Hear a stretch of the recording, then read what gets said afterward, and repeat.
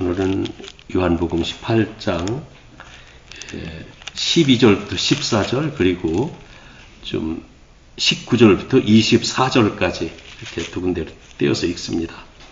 자, 우리 한 절씩 교독합니다. 제가 12절 읽습니다. 이에 군대와 천부장과 유대인의 아랫사람들이 예수를 잡아 결박하여 먼저 안나스에게 보고하니 안나스는 그의 대제사장을 가야바의 자인이라. 가야바는 유대인들에게 한 사람이 백성을 위하여 죽는 것이 유익하다고 권고하던 자로라. 대제사장이 예수에게 그의 제자들과 그의 교훈에 대하여 물으니 예수께서 대답하시되 내가 드러내놓고 세상에 말하였노라. 모든 유대인들이 모이는 회당과 성전에서 항상 가르쳤고 은밀하게는 아무것도 말하지 아니하였거늘 어찌하여 내게 묻느냐. 내가 무슨 말을 하였는지 들은 자들에게 물어보라. 그들이 내가 하던 말을 아느냐. 이 말씀을 하심에 곁에 섰던 아랫사람 하나가 손으로 예수를 쳐 이르되 네가 대제사장에게 이같이 대답하느냐 하니 예수께서 대답하시되 내가 말을 잘못하였으며 그 잘못한 것을 증언하라. 잘하였으면 너가 어찌하여 나를 치느냐 하시더라. 다같이 안나스가 예수를 결박한 그대로 대제사장 가야바에게 보내니라. 아멘. 오늘 나누고자 하는 말씀은 이 결박당하신 예수님 대제사장 앞으로 잡혀와서 신문 받으시는 그런 이야기입니다. 오늘은 좀 성경의 팩트를 중심으로 해서 말씀을 드리도록 하겠습니다. 예수님이 겟세마네 동산에서 기도하시고 이 가룟 유다가 이끌고 온 군인들에 의해서 예수님은 잡혀 결박당하셨습니다. 그 시각이 깊은 밤이었어요. 아무튼 자정 전인지 후인지는 모르지만 그쯤 되는 깊은 밤입니다. 이 시간들에 대해서 오늘은 좀 더러 말씀을 드릴 텐데 이것은 예수님이 잡히시면서 우리는 주로 이제 그 부활절 전후에서 고난주간에 이런 말씀을 듣기 때문에 더러는 이런 상세한 내용들이 그냥 비껴 지나갈 수가 있어서 오늘은 그런 부분을 좀 여러분들과 나누려고 합니다. 겟세마네 동산에서 이 예루살렘 성전까지는 가까운 거리입니다. 그래서 예수님이 군인들에게 체포되어 대제사장의 관저로 들어오는 시간은 그다지 많이 걸리지 않았을 것으로 이제 추측을 할 수가 있습니다. 예수님을 체포했던 이 군인들은 먼저 안나스 대제사장 집으로 예수님을 이제 결박해서 끌고 갔다고 성경은 말씀하고 있죠. 안나스는 그 해의 대제사장인 가야바의 장인이었다. 이렇게 말씀하고 있습니다. 하지만 여기서 잠깐 성경에 기록되지 않은 역사적 사실 하나를 좀 짚고 가기를 원합니다. 이스라엘 백성들의 신앙과 삶을 이끌어온 지도자들은 바로 제사장들이었습니다. 제사장들은 레위 지파 혈통에서 임명되었고 그 중에서 아론의 후손 중에서 한 사람을 대제사장으로 세우게 됩니다. 한 명만 세웁니다. 그리고 대제사장의 임기는 종신입니다. 죽을 때까지 대제사장을 해야 됩니다. 그래서 대제사장이 죽고 난 후에 새로운 대제사장이 기름 부음을 받고 대제사장의 직위를 이어가게 됩니다. 그래서 대제사장은 언제나 한 사람이었어요. 이것이 구약 율법에 정한 대제사장의 제도입니다. 그런데 로마 제국이 유대 지역을 식민 지배하면서 대제사장이 죽기 전에 교체되는 일들이 많이 일어났어요. 정치적인 이유 때문에 그렇습니다. 그리고 전직 대제사장은 이제 대제사장에서 물러났지만 그 대제사장은 아닙니다. 그러나 대제사장과 거의 동등한 그런 인격적인 대접과 또 존경을 받고 지냈다고 합니다. 이렇게 제도가 변한 것은 이 대제사장의 직책이 이제 권력화되었기 때문이라고 이제 일반 역사에서는 지적을 하고 있어요. 어떤 세력이든지 직책이 권력을 갖게 되면 반드시 부패하고 타락하게 되어 있습니다. 대제사장들은 성전을 중심으로 활동해야 되지만 로마 정부와 결탁해서 백성들을 억압하며 권력을 행사했고, 권력 앞에서는 언제나 이 물질, 그 돈이 따르는 그런 부정부패가 따르게 되어 있습니다. 이스라엘에는 권력기관인 사내들인 공의회가 있는데 70명의 이스라엘 장로들 그리고 대표들로 구성이 됩니다. 이 장로들이라는 게 요즘의 그 교회 장로들과 같은 직분이 아니라 지식과 경험을 갖춘 국가 원로들을 말합니다.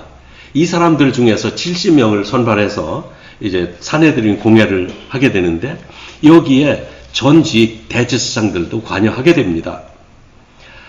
그래서 퇴임한 대제사장들도 사내들인 공의회에 관여해서 영향력을 행사하고 있었어요. 이와 같이 율법에 의한 대제사장은 한 사람이었지만 현실은 대제사장이 여럿이 있었어요. 그래서 신약성경 마태, 마가, 누가복음, 요한복음에까지도 보면 대제사장이라고 말하지 않고 대제사장들이라고 부릅니다. 특별히 누가복음 3장 2절에 보면은 침례 요한이 빈들에 나타나 회개를 외치기 시작할 때 그때 안나스와 가야바가 대제사장이었다. 이렇게 성경이 증언하고 있어요. 이것은 그 시대가 어떤 시대였는지를 보여주기 위해서 그 시점을 알려주기 위한 하나의 성경의 표현인데 그런데 지금 예수님이 십자가를 지시는 그 시점에도 안나스와 가야바가 여전히 대제사장의 직분을 행하고 있었던 것입니다. 안나스와 가야바 두 제사장은 장인과 사위의 관계였습니다. 두 사람이 대제사장으로 있으면서 얼마나 부정한 일을 하였는지 로마 정부의 비위를 거스르지 않으려고 자기 백성을 얼마나 착취하고 억압했는지 예수님을 대하는 태도에서 그들의 그 행위를 짐작을 할 수가 있습니다. 예수님이 잡혀서 먼저 들어간 곳이 안나스의 집이었습니다. 안나스 대제사장의 집이었어요. 그리고 안나스의 집에는 예수님이 잡혀올 것을 알고 많은 사람들이 모여 있었습니다. 자, 이것을 보면 우리가 추측할 수 있는 것이 이런 정황을 볼 때 그 해의 대제사장은 가야바였지만 실권은 장인인 안나스가 행사하고 있었다는 것을 알 수 있습니다. 그리고 또 조금 있다가 이제 그 가야바의 집으로 예수님이 이렇게 이송되는 것을 한 말씀을 하고 있는데 거기에 대해서 말씀을 나누기 전에 그러면 가야바의 집에는 그 해의 대제사장이었기 때문에 이 공의회가 그 관정에서 가야바의 관정에서 열리게 됩니다. 그렇다면 얼마나 조직적으로 예수님을 잡기 위한 일이 진행되고 있었는지 좀 추측을 해볼 수가 있는데 안나스의 집에 벌써 예수님이 잡혀올 것을 알고 사람들이 모여 있었고요. 그리고 가야바의 집에서는 공의회가 소집이 되고 있었다는 겁니다. 이런 정황을 한번 보시면서 말씀을 계속 보시기 바랍니다. 예수님은 안나스의 집에서 먼저 신문을 받으시고 아직 어두운 새벽인데 예수님은 결박당한 채로 가야바 대제사장에게 넘겨집니다. 오늘 보면 24절에서 그것을 말씀하고 있습니다. 근데 대제사장은 성전에서 하나님을 섬기는 영적인 지도자들이었지만 사실은 로마 정부의 비위를 맞추면서 부귀와 권세를 누리고 있는 그런 권력자들이었던 거예요. 그 당시 로마 제국은 군사적으로나 또한 정치적인 문제가 아니면 식민지 국민에게 종교의 자유를 주었고 모든 활동에 대해서 비교적 자유롭게 기회를 주었다고 그럽니다. 문제는 유대인들 중에 열심당원이라는 사람이 있었어요. 열심당원들은 셀료신이라고 불렀는데 셀료시라고 불렀던 이 사람들은 애국자들입니다. 좀 요즘에는 우파, 좌파 뭐 이런 식으로 그 국민들의 이 생각이나 뭐 행동들이 갈리고 있는데 말하자면 이스라엘 편에서 이제 좀 우파에 해당되는 사람들이 이 셀류신이었던 거예요. 이 사람들은 로마 제국이 와서 자기네들을 지배하는 것을 못마땅하게 여기는 그런 사람들입니다. 이들은 자주 로마 군인들과 부딪혔고 로마 정부에 반대하는 운동을 벌였어요. 이러한 소란스러운 일들이 일어나면 결국 그 책임을 묻는 것이 대제사장들이니까 로마 정부로부터 추궁을 당하게 됩니다. 그래서 대제사장들은 로마 정부의 비율을 거스르지 않으려고 소란을 피우는 시위꾼들, 예수님과 같이 또 신앙적으로 존경받아서 사람들이 많이 따라다니는 사람들, 이 사람들을 무척 경계합니다. 그래서 경우에 따라서는 이 사람들을 로마 정부에 고발하고 고발하는 정도가 아니라 처벌받도록 이제 벌을 요청하기도 한다. 그런 말입니다. 오늘 14절 말씀에 보면은 이렇게 말하고 있습니다. 여기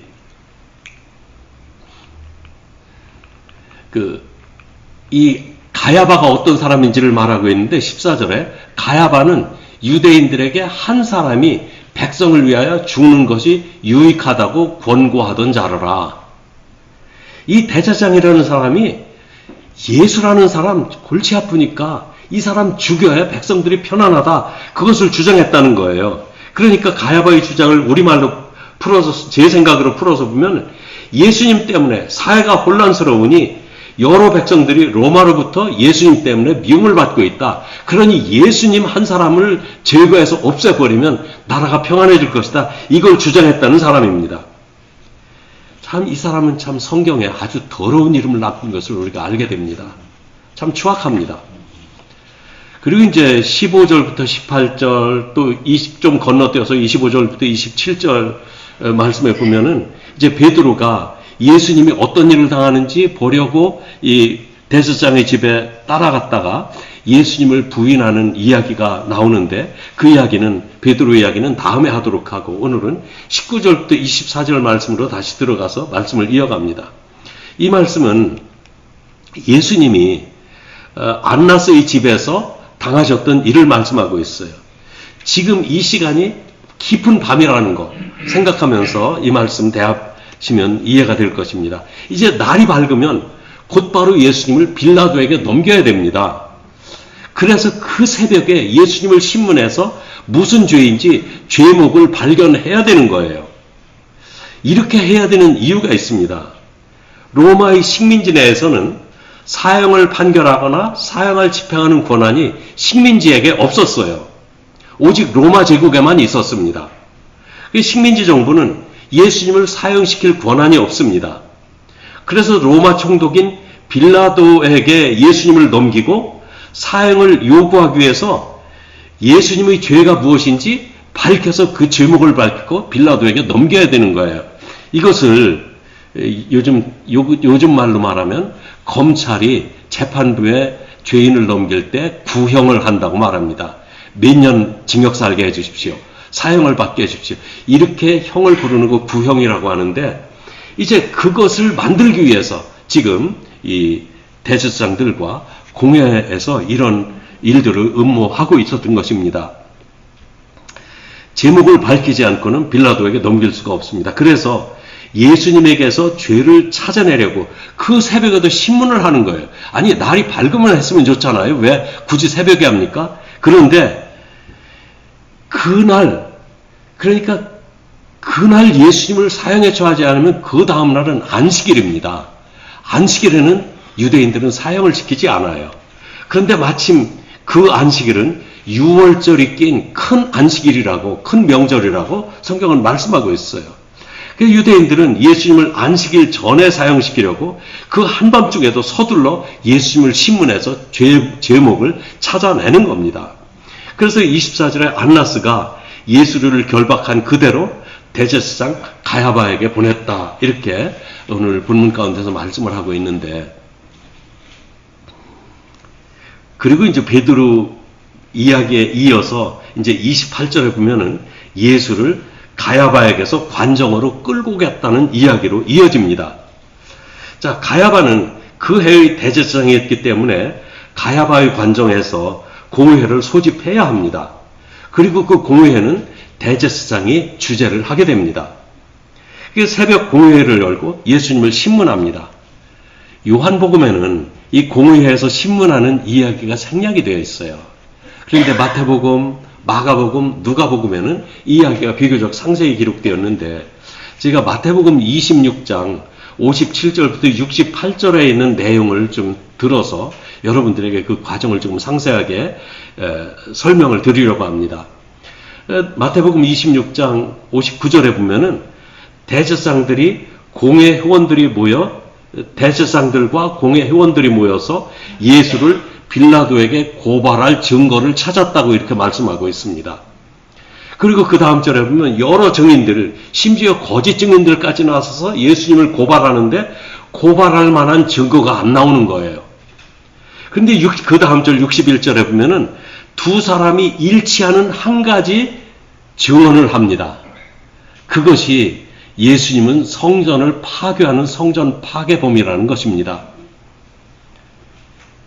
그래서 이 성전을 파괴하려고 사람들을 선동했다. 두 사람이 일치가 됩니다.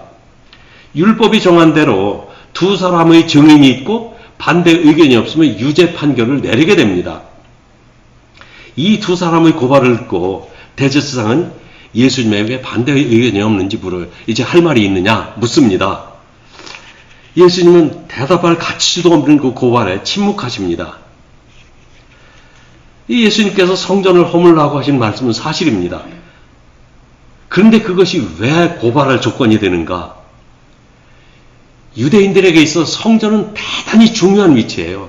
나라의 모든 신앙만 이끌어가는 것이 아니라 나라의 모든 정치를 이끌어가는 성전 중심으로 이루어진 나라가 유대라는 나라입니다. 지금으로 말하면 백악관을 폭발할 음모를 가졌다. 한국으로 말하면 청와대를 폭파할 음모를 꾸미고 있었다. 충분히 벌을 받을 만한 제목이 되겠죠. 그런 제목을 이 사람들이 찾은 것입니다. 특별히 헤롯 성전은 헤롯 다왕이 46년 동안 건축한 아주 웅장하고 고급스러운 건물입니다. 이 성전은 유대인들에게 그 당시 그 성경을 연구했던 사람들이 그 당시 유대인들에게 성전은 하나님보다 더 중요했다고 그래요. 성전이 우상이 되어 있었던 거예요. 이 성전은 무엇 때문에 중요합니까? 성전에는 하나님이 임재해 계시고 임재해 계신 그 하나님을 예배하는 곳이기 때문에 거기에 제사를 드리는 곳이기 때문에 그래서 성전이 중요했던 것입니다. 그래서 신성한 건물이라고 그랬어요. 하나님 없는 건물은 그저 허접한 건물에 지나지 않는 거예요. 그런데 예수님께서는 이제 그 성전과 같이 내 안에 하나님이 계시기 때문에 내가 곧 성전이다. 이것을 말씀하시는 겁니다. 자기가 성전이라고 그랬어요. 그 예수님은 스스로 성전이라고 하는 그 사람들을 죽이고 싶었어요. 죽이려고 했고요. 그러나 유대인들이 그들을 반드시 죽일 것이지만 예수님은 3일 만에 다시 살아나실 것입니다. 이것을 빗대서 예수님이 이렇게 말씀하십니다. 이 성전을 허물어라. 너희가 허물어봐라. 내가 다시 3일 만에 이 성전을 다시 일으킬 것이다.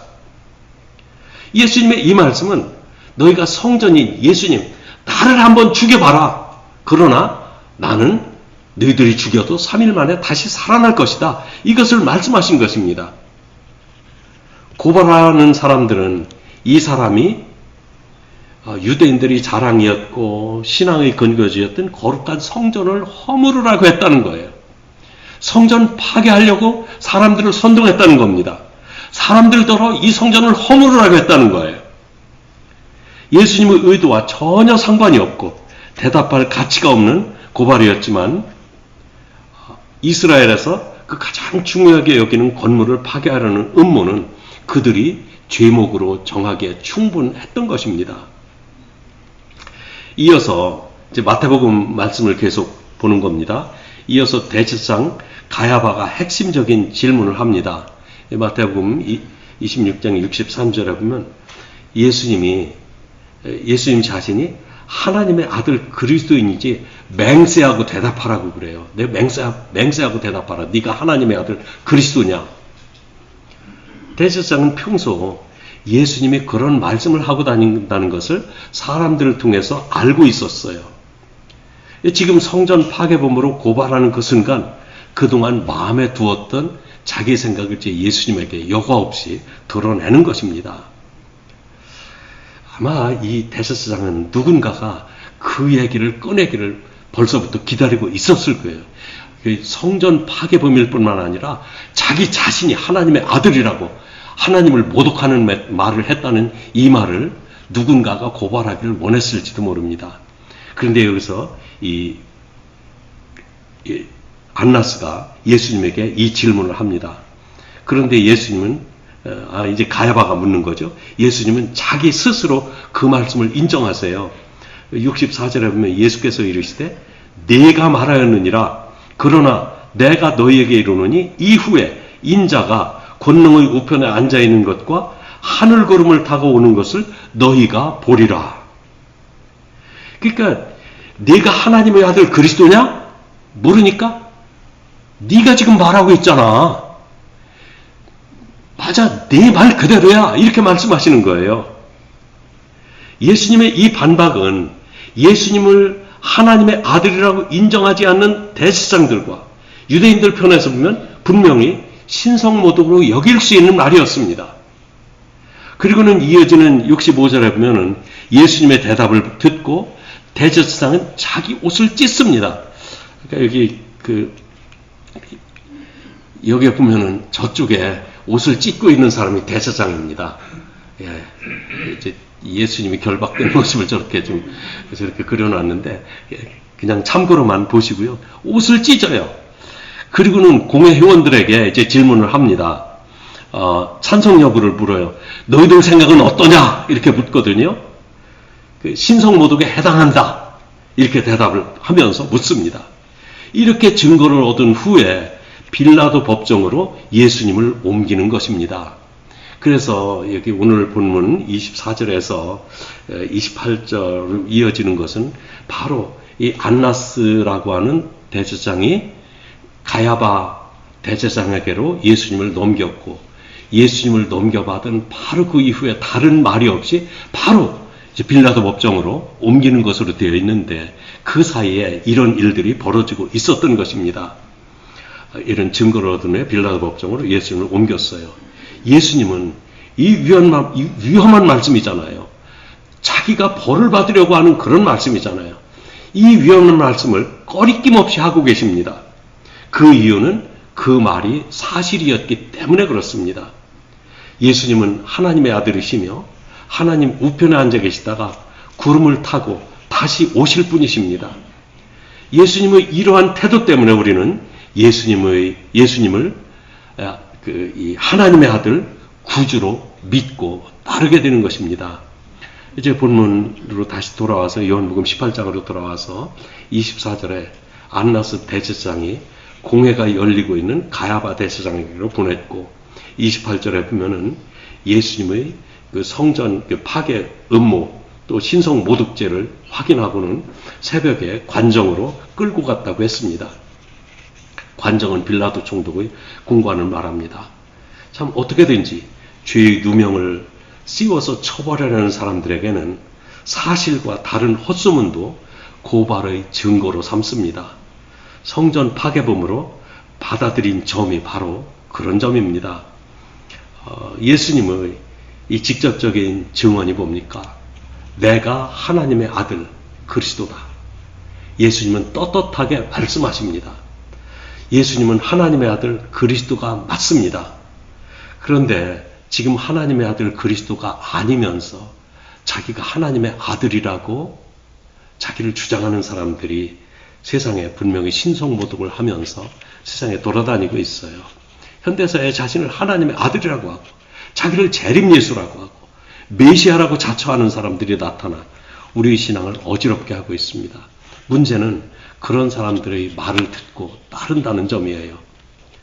어떤 사람은 나는 하나님으로부터 특별한 계시를 받은 하나님의 사자라고 자신을 높여 신성 모독하는 사람들도 있습니다. 자신을 재림 예수라고 높이면서 사람들을 현혹시키고 사람들을 모아 재물을 모으고 있는 사람들도 있습니다.